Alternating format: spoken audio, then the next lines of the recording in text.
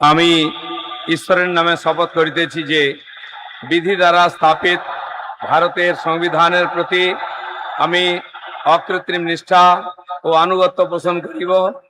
আমি ভারতের সার্বভৌমত্ব ও অখণ্ডতা রক্ষা করিব।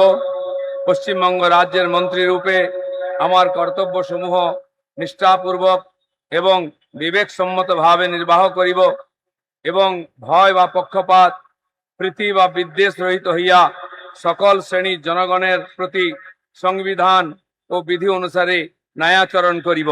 দিলীপ দা মন্ত্রী হচ্ছেন, দেখলেন খবরটা? দেখছি, কেমন লাগছে? ভালো লাগছে। কত খুশি আপনি ছেলে মন্ত্রী? আমি খুব আনন্দিত। দিলীপ দা ছোটবেলা যদি একটু বলেন আমাদের। ছোটোবেলায় খুব ভদ্র ছিল, খুব শান্তশিষ্ট ছিল। তার বাবাকে প্রাণে ভয় করত। সব ছেলে, আমার ছেলেগুলো সবাই বাবাকে বহুত ভয় করত। বাবার কাছে এত আদর পেত না, সবসময় ভয়ে ভয়ে থাকতো সবাই। বাবার সামনে কথা বলতো না, বাবার কাছে কোনো দিন বসে খাওয়া দাওয়া করতো না, মানে বাবাকে প্রাণে ভয় করতো। খেলাধুলা সব পারতো, সাঁতার কাটতে পারতো। আমাদের কাছে নদী আছে, নদীতে সাঁতার কাটতো, মানে সব কিছু পারতো, কোনো জিনিসটা পারে না বলে নাই। পড়াশোনা কোথায় করেছেন দিলীপ দা? পড়াশোনা কোথায় করেছেন? আমাদের গাঁয়ে ক্লাস 2 পর্যন্ত পড়ছিল। তারপরে মামা বাড়িতে যেয়ে সেখান থেকে বাবুটুঙ্গুর স্কুলে মেট্রিক মাধ্যমিক পাস করছে। তারপরে এখানে এসে ঝাড়গ্রামে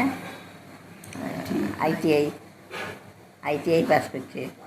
তারপরে সেটা পলিটেকনিক্যাল, কলকাতায় পলিটেকনিক্যাল পাস করেছে। দীর্ঘদিন ধরেই আরএসএস এর সাথে যুক্ত রয়েছেন। কবে বাড়ি ছেড়েছেন? 22 বছর বয়সে। তারপর কত সাল আমার মনে নেই। তারপরেই রাজনীতির ময়দানে। কখন থেকে রাজনীতি গেছে আমি সেটা বলতে পারবো না। বাইরে তো থাকতো, তখন তো আর বাড়িতে থাকতো না। যেই বাড়ি ছেড়েছে সেই যে বাড়ি ছেড়েছে।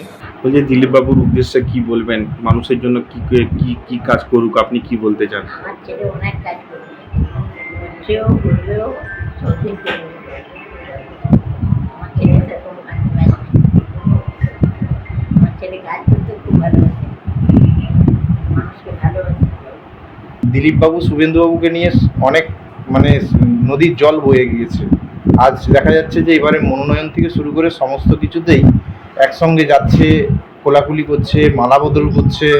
আজকে দিলীপ বাবু এই শুভেন্দুর নাম প্রস্তাব করলো, তারপরেই আবার দিলীপ বাবু শপথ নিলেন। এটা কি আরও আগে দরকার ছিল?